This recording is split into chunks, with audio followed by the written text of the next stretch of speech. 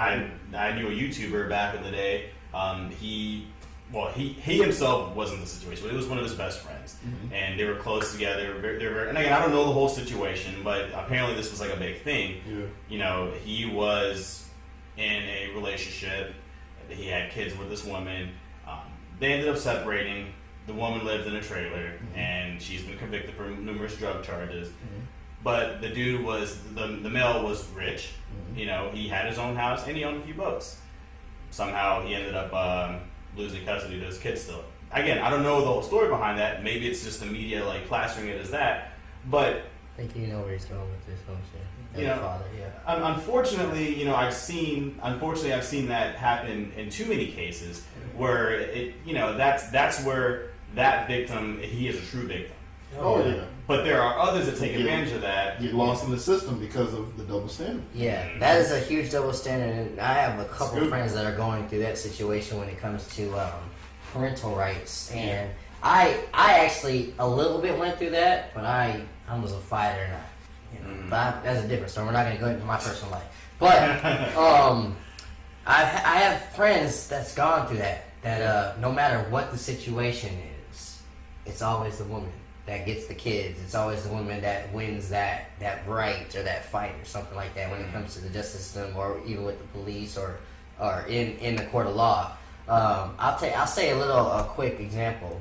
There was a situation with me, my mother, and my child. I don't want to get into that, but the cop straight looked me in my face and said, "Hey, you can't leave with your child." I was like, "What do you mean? He's my child." He's all like, "She has full custody." I was like, "When did this happen? We've not been to court. We don't have any paperwork.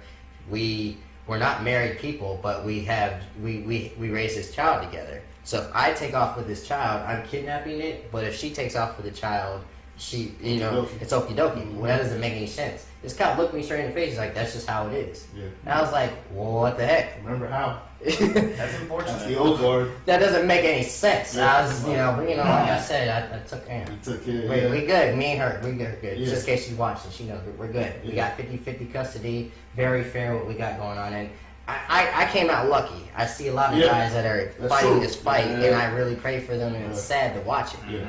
You know, it's sad. You brought up a really good point with that, because there are fathers all across the nation, like he's talking about, that are really good men who can't even see their children. Right. You know, I'm very blessed that, I have a great situation with the mother of my child. We work together, we co-parent together, and make sure that every decision is made is together. And that you don't see that a lot. Yeah.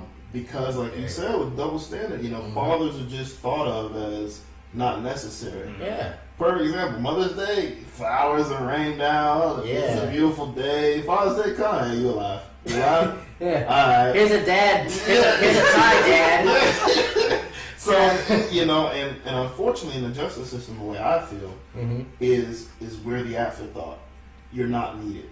And the biggest problem I have with that in this country is that is just bullshit. Right. You need two parents to parent a child because a mother and a father have different perspectives to handle. And the great thing about Ryan's mom, my ex-wife, it's that simple. There are certain things I can't do that she does. She can nurture him. She can talk to him in certain things and get things out of him that I can't. Yeah. And I can tell him certain things that he knows. All right, my dad expects this from me. My mom expects this from me. But he knows I can be tougher about certain things. And I just think that they look at us like we're the afterthought. And in your situation, it's like that's how it goes. You're always going to be the afterthought. But there are good men out there, of course, really wanting to be in their children's life, really trying to help. And you have some women, unfortunately, who just keep them away. And then they use that to their advantage. Yeah. To get more money. Play the victim, as you're saying, Well, and another thing too that's rather unfortunate, where again it comes down to the whole double standard causing negativity to spread, is we live in a society now where anybody could be parents, and it's whatever, right? If they give me a baby, anyone can do it. Right. So, but it comes down to the person's personality at the end of the day. How well you raise these kids. It might have to be done a little bit differently, sure, but when that double standard will spread because, like you said, some people will take it to the degree of, hey, I don't know, let's just say, It has to be a man or a woman. It has to be. It's whatever the belief system may be.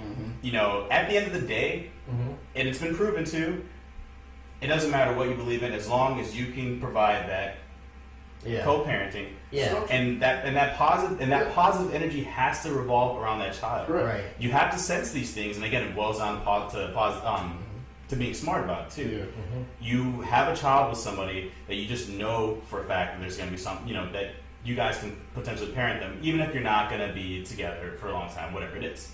You always want to be smart about it and think of your child first, because at the end of the day, if the child can see the dark side to the parenthood or the things behind the scenes, if you expose that to the child, that's going to in turn make it wrong for himself. Has long-lasting effects and scars on the child if you do that. And that double standard doesn't. You said it best. The child has to be about the child. Yep. Every energy has to be directed into that child. Exactly. So no matter what BS both of you got, you got to figure it out. Leave it at the door. Yeah, you got to leave it at the door. But the way I've always said it for people, when people have asked me, well, how do you co-parent? I couldn't do it. It's this simple. His mother is always going to be my family, just like I'll always be her family. Yeah. Because we have a child together. I can't erase the 40 weeks she held my son and she carried him to term. You don't erase those memories or moments. So I don't understand how people get so angry and then they decide to build these walls and go, well, no, that's the person you had a child with. Exactly. That's a big life event. Yeah. The first time you held your son, there was a moment you can always remember and you live with it. So I don't understand how these people get angry just because things fall out. Handle your personal stuff, like you said, behind the scenes. Right. Keep all the energy about the child in the foreground. And do what you're supposed to do. I want to say something to both of y'all. I'll start with you though. You said something about leaving at the door and dropping whatever y'all got going on. It's about the child. Yeah. Me and his mother, we barely talk.